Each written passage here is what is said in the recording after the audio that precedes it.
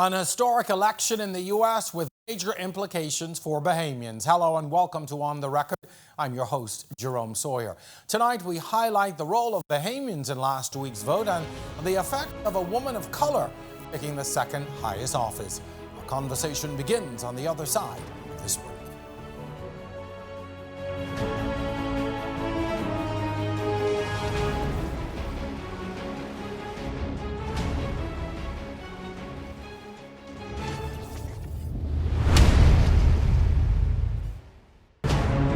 So the project really pays itself. Correct. They set up At the conference, the school.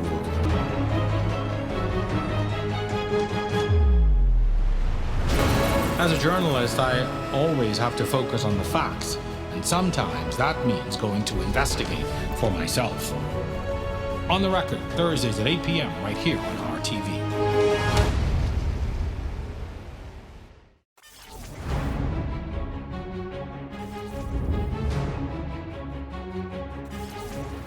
You're watching On the Record. I'm your host, Jerome Sawyer. Tonight, we discuss Bahamians joining the revolution. During last week's U.S. presidential election, history was made with a voter turnout rate of 65.1%, the highest in over 100 years. And despite the continued concern on the COVID-19 pandemic, Americans did not allow that to interrupt their right to vote by utilizing both the early voting and mail-in voting options. My guest for this segment of the show is a Bahamian American who exercised his right to cast a ballot and ensured that he was a part of this historic election. Welcome, Jamaal Hepburn. Thank you for joining us all the way from Los Angeles. I know it's you're a few hours behind us, so thank you so much for taking the time to speak with us today. So, Jamaal, let's talk first about what it was like for you voting for your first time in the elections. Yeah,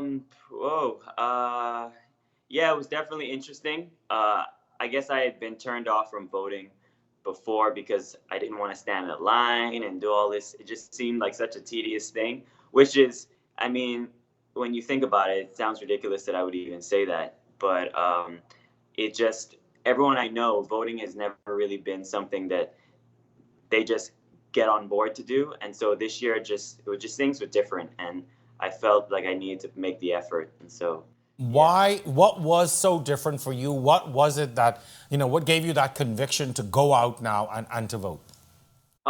Well, especially when the Black Lives Matter and all that stuff happened, we had a lot of riots. We had curfews. We had curfews from the rioting and not from the pandemic, so there was a chaos in the air. I started to feel a lot of anxiety and stress, and I'm not normally affected by, social issues like that, like compared to other people that I know. But this time I really felt it. And so, I took the leap and made the effort to, make sure that I got my vote in. Do you feel, and do others that, who you're communicating with, do you feel that the process was transparent? Do you feel it was fair with so many, with the discussions being that there was voter fraud and President Trump alleging that, the election was stolen? Do you and others like you feel like the process was fair? I believe so. I guess in the beginning, I wasn't sure if my vote would get counted or if there was going to be fraud, because obviously I've never voted and I hear all this stuff about voter fraud and all those things. But I basically said, whatever's going to be is going to be. And if I put my foot forward, then leave it to God to do the rest. We in a pandemic, I don't need to be more stressed about all these other things. I'm already an overthinker. So, that was my mentality with that. What influence or how much of an influence did social media have on you and others within your age bracket? I mean, we're about to enter an election in this country in another year or so, and social media is such a predominant part of our lives. But what was it like for you? What was the influence like for you and others?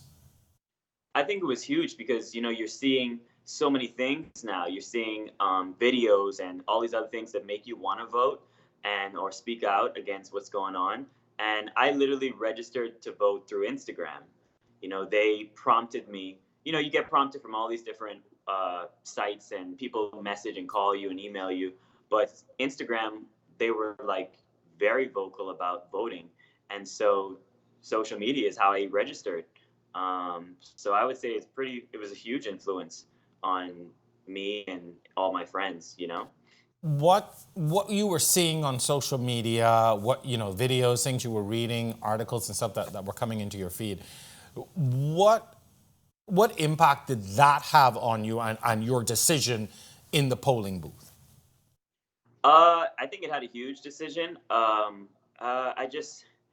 It's just been such a crazy year, and emotionally, it just everything that's been going on, and social media just heightens everything. We see all these videos of police and everyone doing all these things, and it's like, how are you doing this? And you're supposed to be the authority, you know? I literally saw police officers allowing looters to loot, but attacking protesters and telling their, other police officers, don't attack the looters, attack the protesters, you know? And so I was blown away that they wanted to create chaos out of the good that people were trying to speak peacefully about.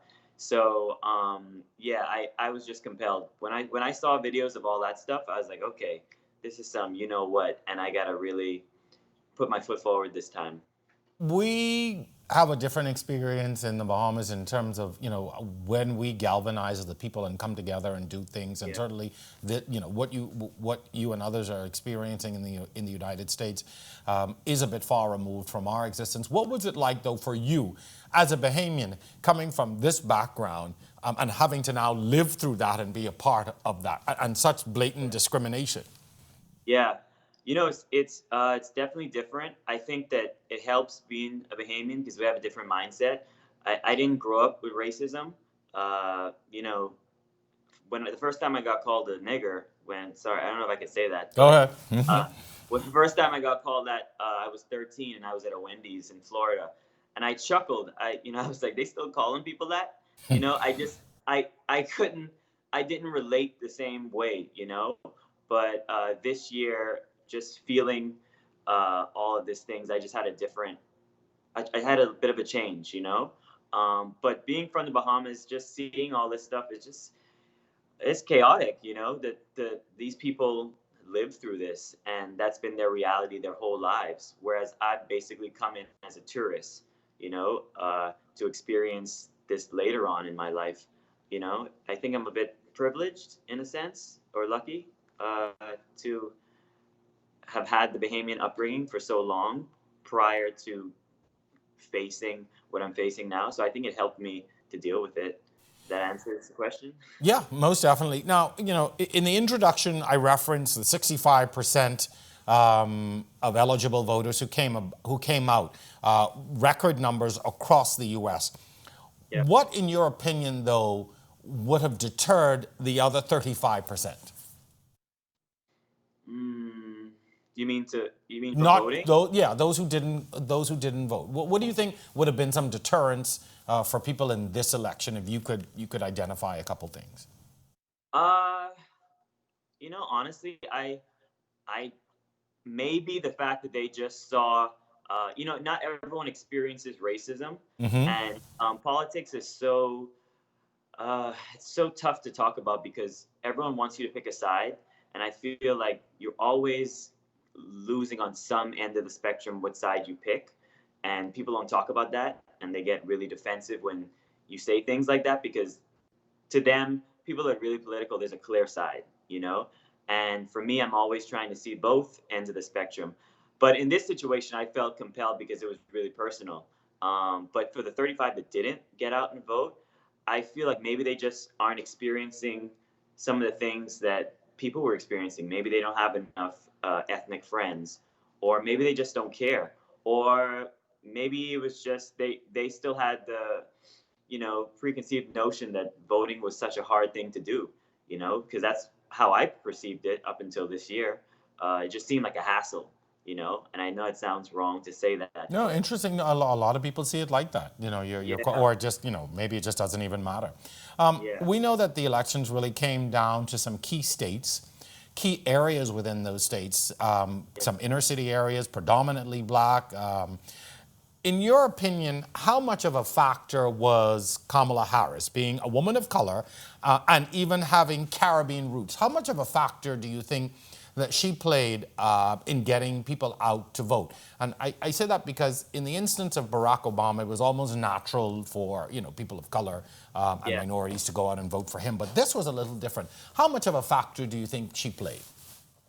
I mean, for me, she actually played a huge factor because in the summer I was thinking about voting. I know I needed to vote and I was really vocal. But when she became the pick for vice president, I was like, okay, got to do it. She's West Indian, and I immediately took to her. So in my head, when I was voting for Kamala Harris, as she was in my head, I was thinking she was president. She was going to be president.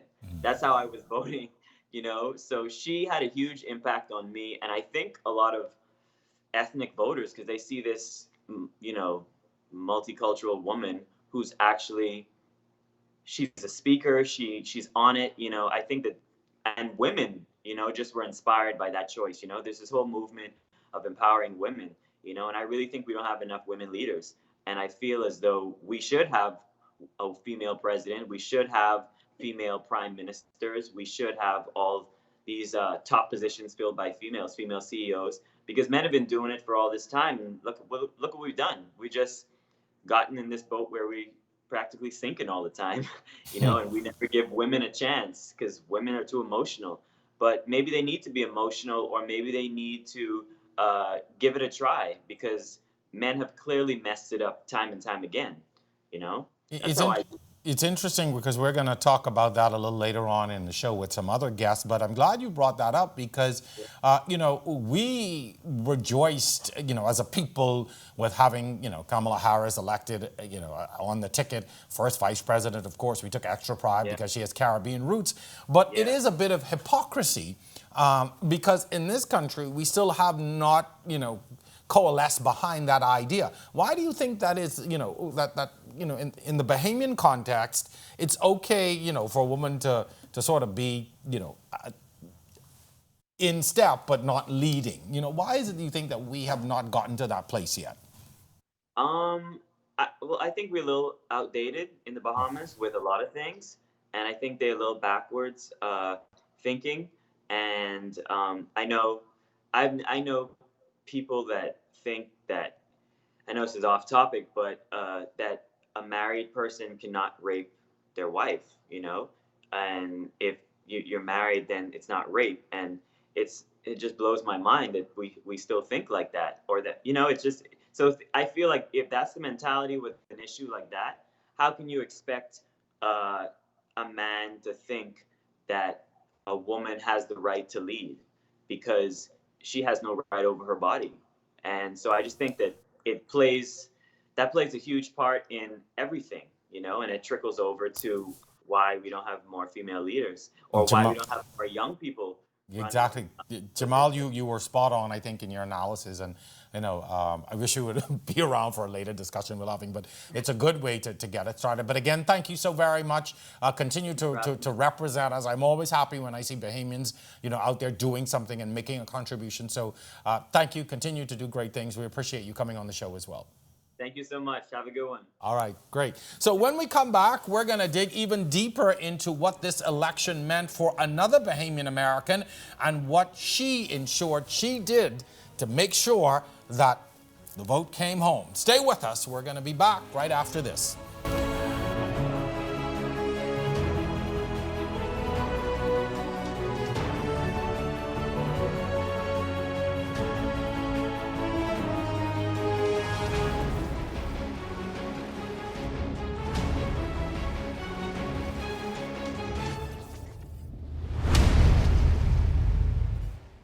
Welcome to On the Record. Looking for more On the Record? If you miss our Thursday showing at 8 p.m., join us for the re-airing on Friday mornings at 10, and then again each Sunday night at 8:30. Or go to our YouTube channel and catch up on all of our past episodes. And then like our Facebook and Instagram pages for a preview of upcoming shows and get a chance to ask your questions. Just look for On the Record.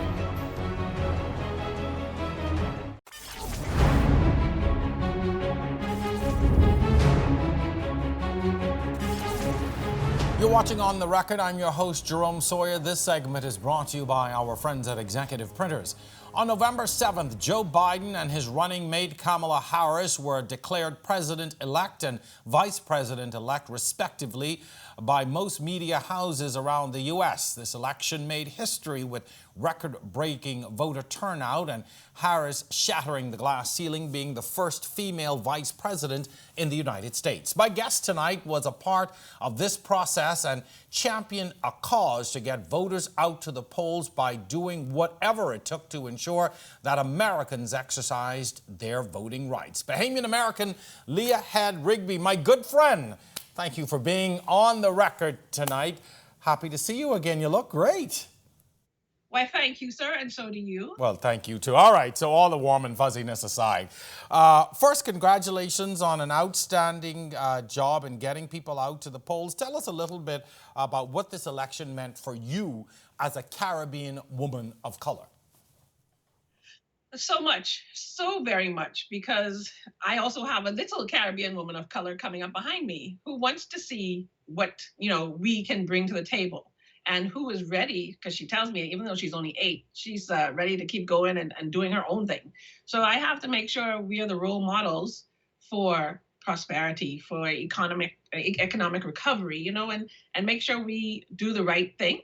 So you always have to remember who's watching you. And I'm happy to have been able to be a part of what we call our Bahama bubble.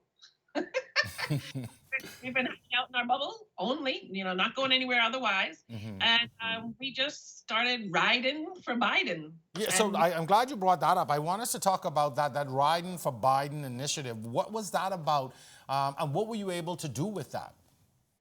Riding for Biden was something that I'm not too sure who came up with it, but in many of our counties around here, they tried to get people to go on caravans. And I'm like, well, Bahamians love that. Where's the truck with pencil, with an mic?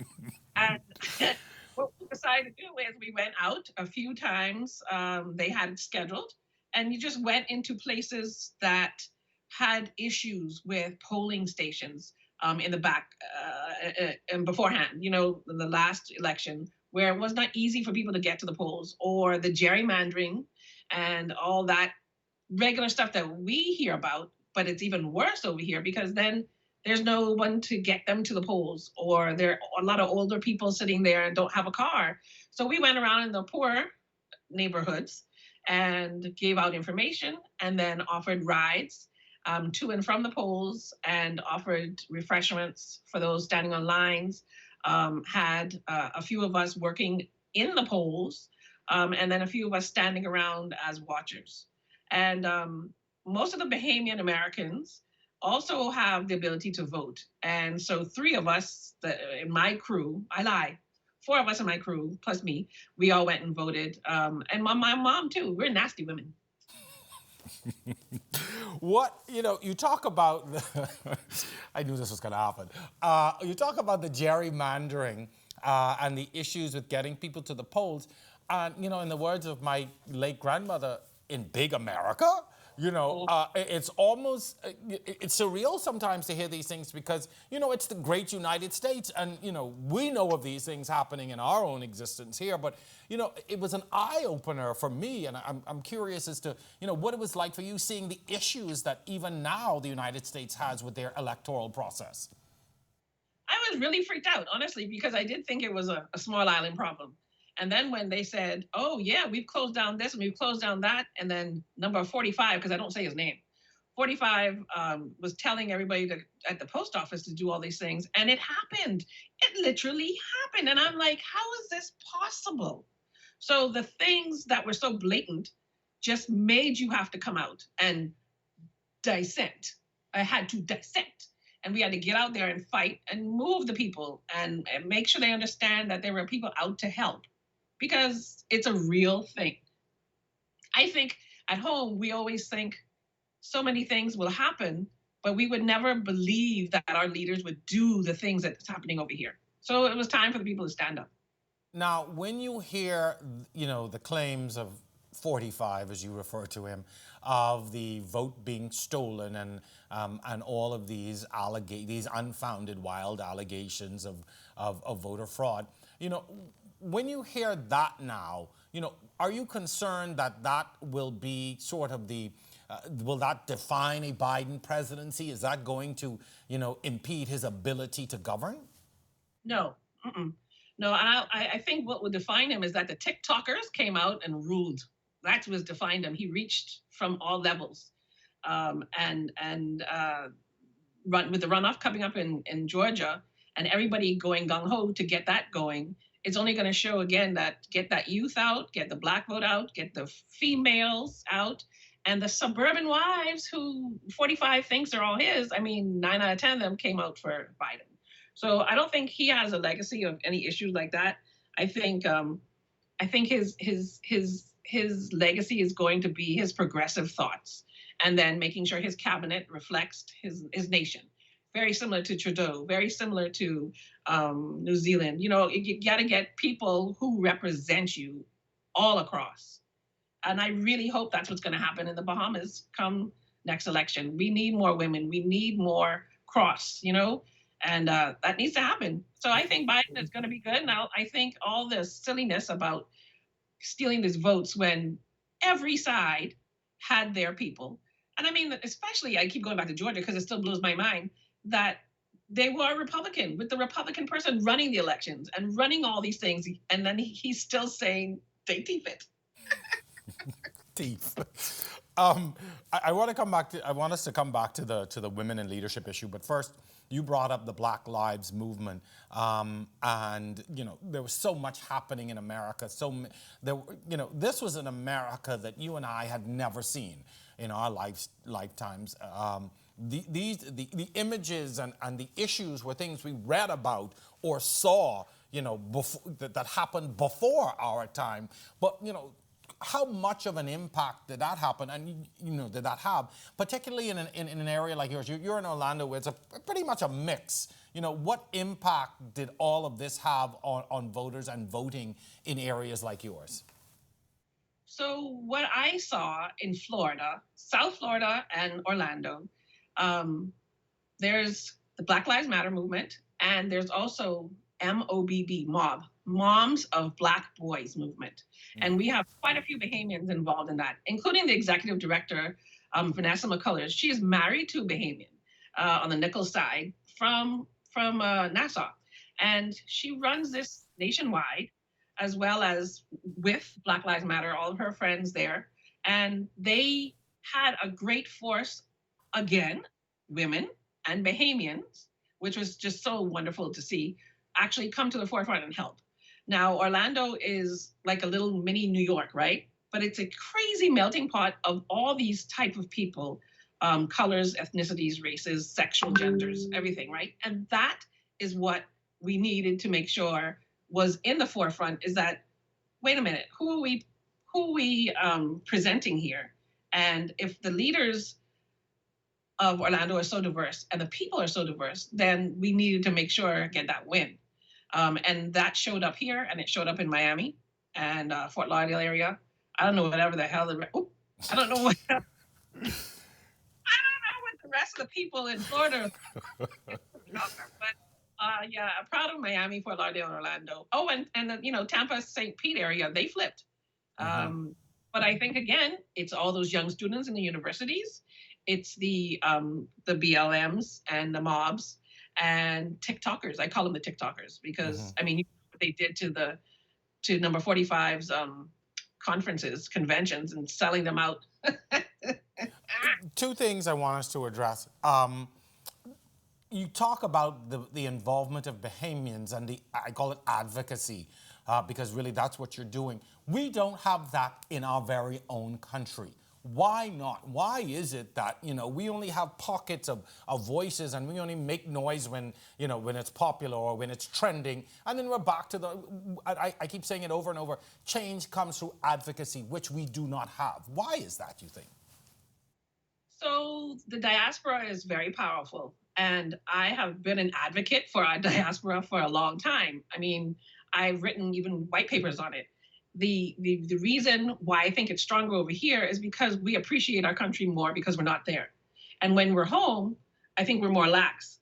And sad to say, growing up, there was always victimization. And that tinge and twinge still That runs. still exists, by the way. Yes, that's what I'm saying. It still runs through our nation. And so people are still afraid. But, me, I'm out there saying, I love Chester Cooper. Go Chester. And then when Dwayne Sands does something, go Dr. Sands. I am people. I am not party. And we need more people to make sure you take care of the people who can take care of us. Very good point. Our final point, Kamala Harris, broke that ceiling, inspired so many, and hopefully will inspire. Why is it that we continue to miss the mark in this country with women in leadership? We've had, you've had your Mother Pratt, who, been Deputy Prime Minister. You would have Loretta Butler-Turner, who would have been, the leader of the opposition at one point. But still, we don't see women as being viable leaders in this country. Why not? So if I had that answer, But we voted against ourselves in the referendum. That still blows my mind. So besides the victimization idea and besides the grassroots mentality that we are raised with sometimes, where we say, well, no, the woman's still supposed to be home and you're supposed to be raising your children. Just do that. I'll take care and bring the bacon home. A lot of people my age are not like that. But older, they're still fighting that. I really wish I could answer that question, Jerome, but I think the more that we talk and the more visibility we give to the powerful angles of women and what we can bring to the table, our nurturers, and the thought patterns of how we can help, instead of just saying, well, I'm going to do this and I'm going to do that because I'm a big bad man, we can show how we do it. We can, we all know what women can do. Mm-hmm. Leah Head, Rigby, always good to see you. Always great to talk to you. We could talk. We could have this whole show, just you and I. But I've got some more guests to get to. Thank you so much. On my Build Back Better website, 100% with Biden and Harris, and trying to make sure those 4 pillars are getting there, and try and get this other fella needs to go. Yeah. Thank you, Leah. So good to see you. Continue to do well and continue to be safe.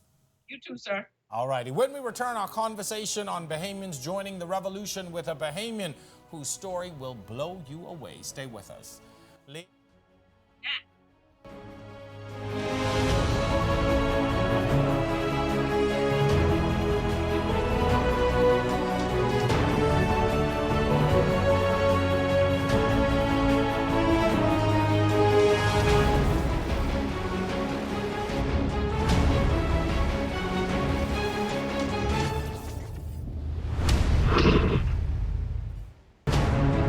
The project really pays itself.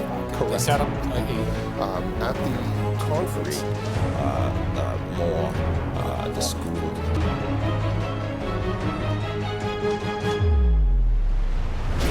As a journalist, I always have to focus on the facts, and sometimes that means going to investigate for myself. On the Record, Thursdays at 8 p.m. right here on RTV.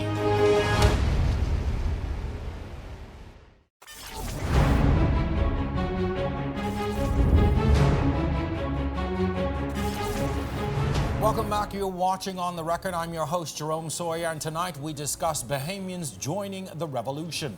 From the streets of Montel Heights to City Hall, my next guest has defied every single odd one can possibly think of. She's a Bahamian American who earned her college degrees in the U.S., migrated to the United States of America, married a Nigerian American, and recently been elected Councilwoman of the city of Miami Gardens. She considers herself a modern-day Esther and accredits all of her triumphs and successes to God. Councilwoman-elect Shannan Ighodaro. I think I got did I get it correct? Ighodaro. Ighodaro. My apologies. Councilwoman, welcome to On the Record. First of all, congratulations. We are so proud of you, so proud of this accomplishment. Thank you, Jerome. I appreciate the opportunity to speak with you as well as your audience. I'm excited to chat with you today. What has the response been like from Bahamians to your election? Oh my goodness! From Junkanoo, let me just start by saying the night I won, Junkanoo was we had a Junkanoo mashup. I love it. It was just overwhelming. It's interesting that no matter how far you travel or wherever you go, for me at least, my roots remain something that I would always stand on. And so the response, in particular from Bahamians around the world, actually, has been overwhelming, indeed. So, what do you think what would you attribute your resounding success to? I think you got something like 60% of the votes polled. What was it you think that really took you over the top, over your opponent?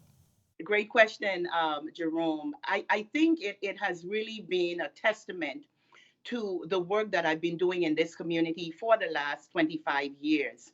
As you mentioned earlier, I came over as a 23-year-old student, but I came over with a sound or solid roots in terms of who I am. I knew that I was here for a purpose. I knew that I had a mandate. I knew that I was not just going to be a college graduate, but I wanted to be more. And I wanted to give back to the community. And interestingly enough, Florida Memorial University, the only HBCU in South Florida, was the university that I attended at the age of 23. And that university sits proudly in the city of Miami Gardens. So 25 years later, God still had a hand on setting things up the way He knew it would need to be to get me to where I am today. Tell us a little bit about your story now. You came from Montel Heights, and I started from Montel Heights to City Hall. Tell us about your story and some of the things you were able to overcome to get where you are today. Yes, so I grew up in Montel Heights from about age 10 to actual graduation, and it was a tough road. Montel Heights, as people would say, on a biblical perspective, could anything good come out of Montel Heights? Yes, I am a true witness. Grew up with my mom, Fedora Hannah, a great evangelist right now to this day with my siblings. And so we knew that the road was not going to be easy, but education for me has always been paramount. I remembered we were in a house with just 2 bedrooms, and I remembered that I would find time to read in the bathroom of that house. I would find my quiet time. My mom was wise enough to invest in encyclopedias and dictionaries, the large ones that you still see around. And I know a lot of Bahamians know what I'm talking about. And she made that investment. And that was my quiet time, finding time to go and read and look at what the world would look like outside of Montel Heights.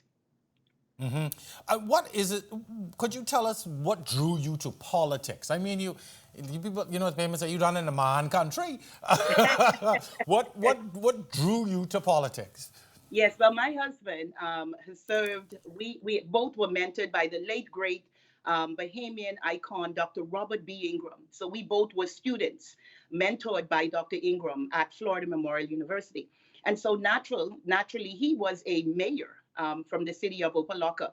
And so everything that we've learned about politics, my husband and I, my husband served as former vice mayor in the city of Miami Gardens and also councilman for the last 8 years.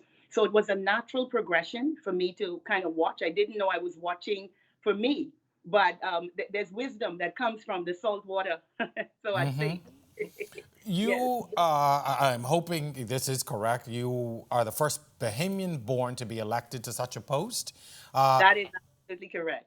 And, that in of itself is a great achievement. But what does this really mean for the people of the Bahamas? We have a very close relationship with South Florida. We joke around and say Bahamians believe it's their God-given right to go to Florida. But what does this mean now, for Bahamians, those living in Florida, and even, maybe a closer association between the city of, Miami Gardens and the Bahamas? What's this going to mean for us? I certainly see eventual partnerships, certainly along maybe a sister city eventually, but as we know, the U.S. is the closest neighbor to the Bahamas, or the Bahamas is the closest neighbor to the U.S. I think something like this was bound to happen. Many Bahamians come over and invest perhaps millions of dollars into this economy. So we need to find a way how we can build or bridge whatever divide exists, whether it's economic, whether it's cultural. We need to find a way to bring all of those together. So I think my election is truly a testament to the greatness of the Bahamian people. Wherever Bahamians go, they make do. And I'm a living testament. So my experience, like I said thus far, can only lead me to say that this is God's doing. And it'll be interesting to see how things would shape up, even in the age of COVID, how we can make this work for the betterment of the city of Miami Gardens as well as Nassau, Bahamas. What do you think, though, the next 4 years will bring for people who have migrated to the United States, people of color, minorities? What do you think the next 4 years will bring under a Biden presidency? Well, it's hard to say. I think to each its own when we think about, when we talk about politics, but it is my prayer that it unifies. Unity is going to be the word that I would use. So I think under a Biden administration, I think we could look for kind of a more inclusive or more connected way that we look at everything: politics, economics, the way we govern ourselves. That's what I'm thinking. We in this country have had women to ascend to various positions in government, shy of being the leader of the country. But yet we still seem to be lagging behind, when you look across the board at women in positions of leadership in this country, and we seem to be a ways off. Looking, from the outside looking in many respects, and I say, that as Bahamians, we don't ever really leave home. We may be living somewhere else, but, we're very in tune to what's happening in our country. But as you look, what seems to be, what's needed for us to get to that point where we have, someone that's in real contention to become, a woman that's in real contention to become prime minister one day? Yes, I tell you what, Jerome, and that's an excellent question. I look at my own story and the parallels to perhaps other women. One of the things that truly worked for me is mentorship is key. I believe through mentorship, once one of us as women have a chance to sit at the table, it opens the door for so many other women. I want to commend the women who were bold enough in the Bahamas to take it up a notch and run for office. It is my hope and prayer that many of them can kind of take one of the pills I took and take it to a whole new level. We have to be able to run for places that we've never even thought about running before. We have to be willing to go to places that we never dreamt of going before. And one of those areas is certainly the political arena. I think it gives a voice and it makes our voices credible. People are forced to listen. One of the things I've noticed, obviously, since being elected, I've always been in the public eye, being the wife of an official. But one of the things I notice is how interesting you get the attention of so many people who perhaps would not have noticed you were even in the room. So I think that would hold true if many Bahamian young girls, perhaps a student at C.H. Reeves or Government High School, like I once attended over 25 plus years ago, maybe they can see what I have done and use it as a catalyst to get them where they need to be as well. That brings me to, this final point too, to the young men and young women in Montel Heights and other areas that will have an opportunity to see this interview and to hear from you and to learn about your story. What do you say to them, those who may be feeling that there is no hope, that they cannot get out of the situation that they find themselves in, or feel as if, there is no place for them? What do you say to those individuals who are listening and watching you tonight? Listen, first of all, I commend all of the young boys and girls and the youth. I want you to be inspired by my story. I was once sitting in your chair. I too had a dream. If I could do it, you could do it. I know it may seem cliche, but put God at the foundation of everything you do. Educate yourself, know and understand, and I'll give you an assignment. Look up the word mentorship, and see how that can apply to you. Be encouraged. Know that this may be my time, but everything has a season and your time will come as well. Councilwoman Ighodaro, did I get it right this time? You sure did. All You sure right. did. Thank you so much. Congratulations again.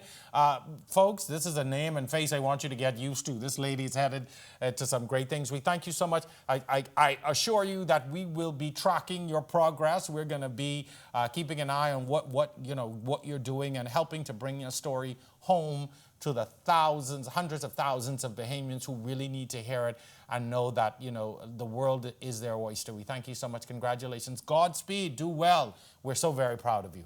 Thank you so much, Jerome. It's been a pleasure. Certainly. Folks, when we return, we're going to close out tonight's edition of On the Record. We're going to be joined by somebody who is at the forefront of leadership in her own right. We're going to talk about how her story is continuing to inspire and what it is that she sees that we can do to get women at the helm. Stay with us. We're going to be back with more On the Record right after this.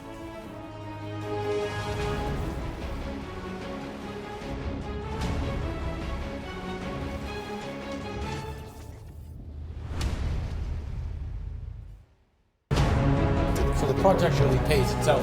Correct. They set up At the conference, the school.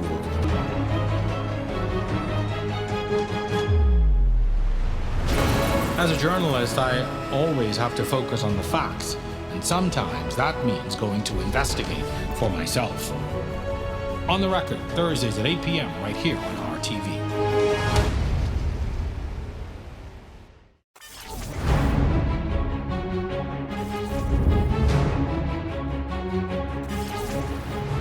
Welcome back. This is our final segment of On the Record. I'm your host, Jerome Sawyer, and tonight we discuss Bahamians joining the revolution. From Iceland to New Zealand to Finland and Barbados, they've all elected female prime ministers to lead their countries and birth a new revolution of female leadership. But most recently, during the presidential election, Kamala Harris, a woman of color with roots in the Caribbean, was elected the first vice president of the United States. And while many Bahamians have celebrated her victory, it comes with a heavy level of irony since we have been known to not embrace female leadership in this country. My guest for this portion of the show is the leader of the Democratic National Alliance, Mrs. Arinthia Komolafe. Welcome to On the Record. So glad you could join us again. I'm glad to be here. Thanks for having me, Jerome. So we've sort of come full circle in our discussion. We've been talking to Bahamians who've participated and continue to participate in the electoral and even the leadership process in the United States. But we thought to bring it home in this segment to talk about our experience. What has it been like for you as a female, as a leader of a party in the Bahamian context? And have you been adversely impacted in any way because of your gender? Certainly not so much so on the inside of our political organization, but of course there is a level of legacy issues that we're dealing with in society among an older population and an older generation, where persons continue to raise this question as to whether women are ready to lead a country. And why? What was your calling to become leader? Why did you, ascend to this position? As you said, in a time and in an atmosphere where people still think, the woman should not be at the helm of political leadership. Well, I think that's a very good question, because persons tend to ask or wonder, why would you subject yourself to a particular climate or environment where there are obviously some persons that continue to advance this narrative that the Bahamas is not ready for female leadership. My calling, I've said time and time again, is one I believe is a higher calling coming from God, who has asked me or put me on this track and this agenda on this assignment really for frontline politics. It was not something that was a part of the agenda for my life. I had a different direction, a different course. But I am a believer, I am a Christian, and I'm very faithful to what it is that God has asked me to do. And even as I continue to chart this journey, I find that He continues to open doors. I don't have a challenge with confronting a lot of the issues that persons are talking about, whether it is to the extent that women should not be leading or whether a third party cannot advance in this particular time or climate. I like to defy the status quo, so it's really right up my alley. We've seen, in the major political parties, we've seen female candidates run for leadership within those two larger parties, but were both defeated at the party level. Do you believe if they were given the opportunity, they would have been able to succeed nationally at the polls? That's a very good question. And when you look at the other political parties, the Progressive Liberal Party and the Free National Movement, the PLP has been around now for almost 70 years, never had a female leader. The Free National Movement has been around now for almost 50 years, never had a female leader. One could never know, but because of the entrenched practices in those political organizations and the discrimination that is being held against women over the years in those particular organizations, it's very difficult for us to know. From my part in the Democratic National Alliance, we are an organization that's been around now for almost a decade. We represent what we believe to be a new breed, a new generation of Bahamians who are a lot more progressive, particularly the younger voting bloc, who do not have the legacy issues and the discrimination and the entrenched practices that those particular organizations are burdened with. And so the reality is one can never know because they have not been given the opportunity to advance. Of course, the PLP and the FNM will say, well, we've opened the doors for women over the years. We've both had female governors general. We've both had presidents of the Senate. We have both had chief justices or our prime minister have appointed female chief justices. But the fact of the matter is they were all appointed positions. Neither of those political parties have had an elected position where a woman has ascended to the top ranks of the party. The closest one was the Progressive Liberal Party, who had, of course, Cynthia Mother Pratt as the deputy leader and Glenys Anna Martin as the national chairman. But you can see that when we look at what has transpired over the last couple of years with both the PLP and the FNM, where two women were so close to the top, Ms. Loretta Butler Turner and Ms. Glenys Anna Martin, and we see what transpired there, one has to wonder how long do those political organizations have to be around in order for a woman to ascend to the top leadership. So to your point, though, as to if they did get to that top leadership, is there a door open for them? I believe with the demographic that we have among the voting electorate now, particularly the voting younger bloc, they're not a bloc that looks at gender. They're a bloc that looks at the messenger, the message, what's the vision, is the individual speaking, are they competent, are they visionary? And I think those are the driving factors that are really driving this younger generation of voters. So perhaps there is a door open, or certainly we believe in the DNA that there is a door open. I certainly believe that as the leader of the Democratic National Alliance, and that's what gives me the push, really, and the encouragement to move forward when I hear the language and I see the attitude of this younger generation of voters. Do you see the election of a Kamala Harris as vice president and possibly even becoming president? I mean, that's been bandied about quite a bit. Has that given you a push? Has it given this whole notion of women in leadership a push? Absolutely, because when you look at what's been transpiring across the globe, you mentioned a lot of those countries across the Atlantic, but we tend to pay a bit more attention when it drives closer to home. So now we have right here within the Caribbean region, we have Michelle Cartwright Robinson, who ascended to the top in TCI. We have Ms. Mia Motley up in Barbados now, both sitting in the chair. But prior to them, we had Portia Simpson Miller and we had Kamala Prasad-Bissessere. Now, when you have the great United States of America, which a lot of Bahamians pay attention to, and they see this lady climbing to the top as the vice president, and of course, she's a woman of color, so that drives it home even stronger. And yes, she's the vice president, but we know how American politics works. If the president is unable to carry on in his or her capacity, then the vice president is certainly the first one in line to become the president. So when you look at her, you do not just look at her as the vice president. You look at her as the potential the potential president or next president of the United States of America. So of course, what that does is it does inspire and encourage women even here locally in the Bahamas and perhaps even the region to be more inspired to ascend to the top leadership.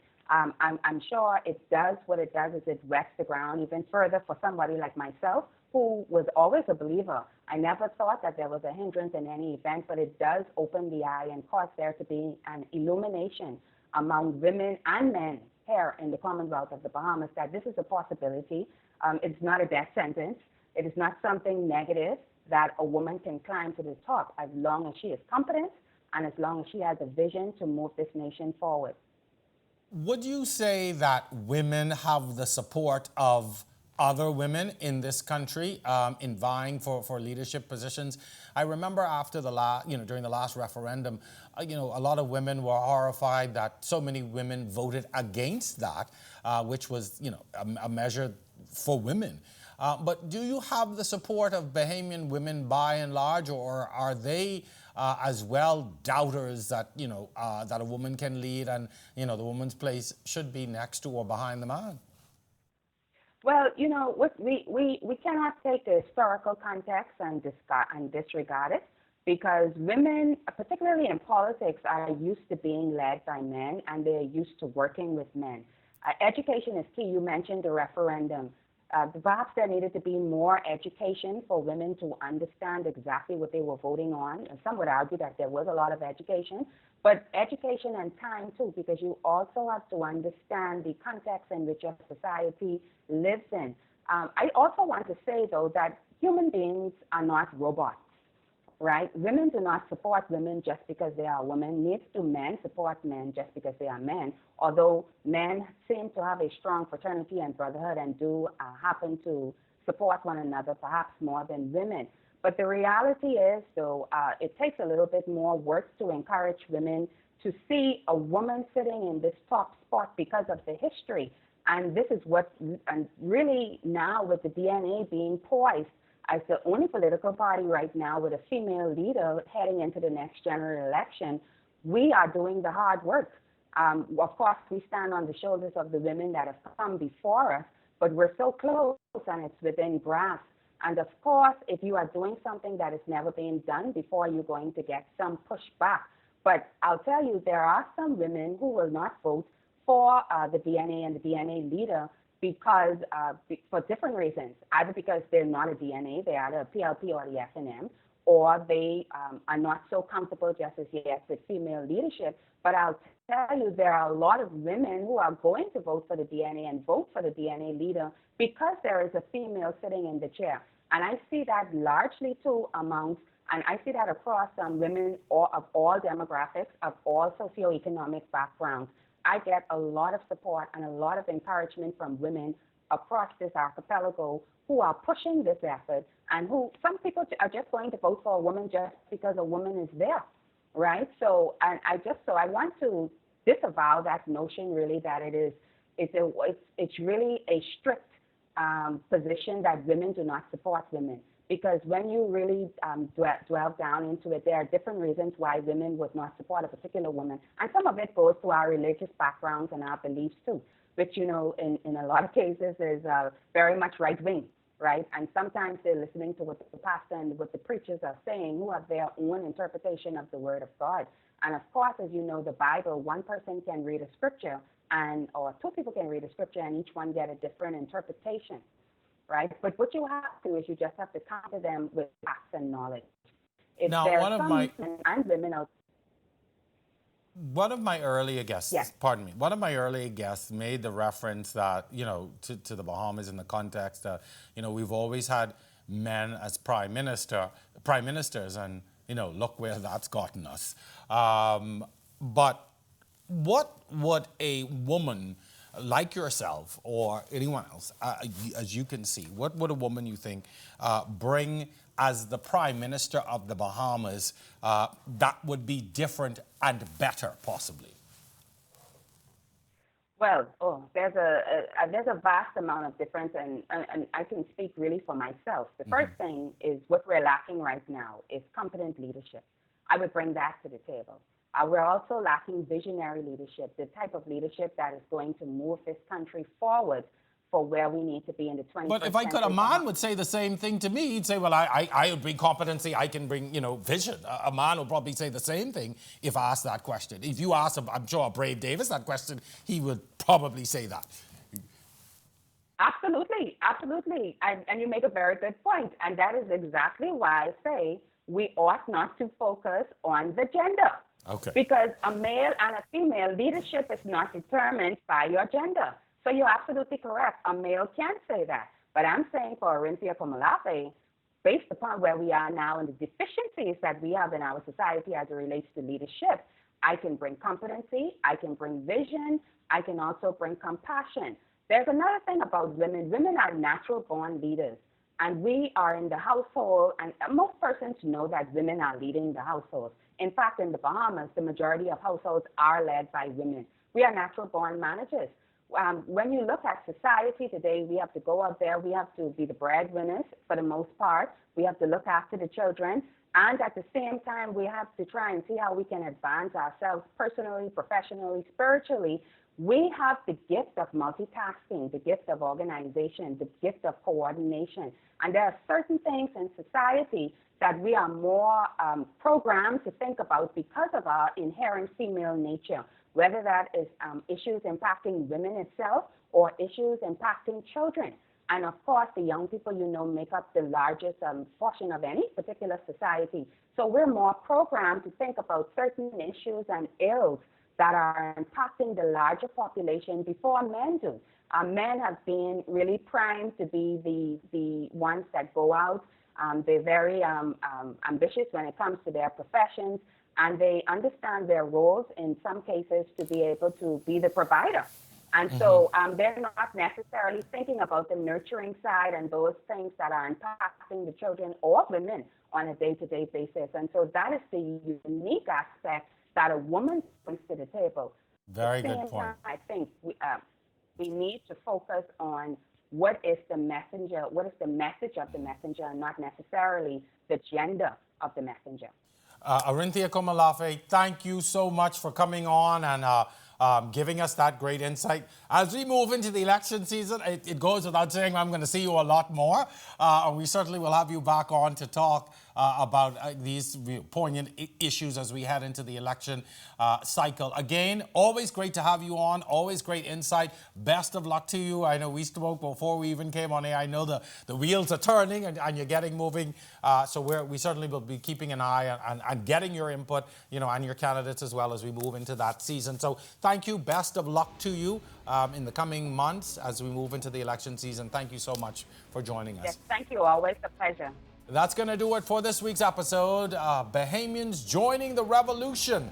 That's certainly going to be the question that we're going to be asking over the next few months. On behalf of the technical team, my production team, thank you so much for watching. We'll see you same time, same place, right here on The Record.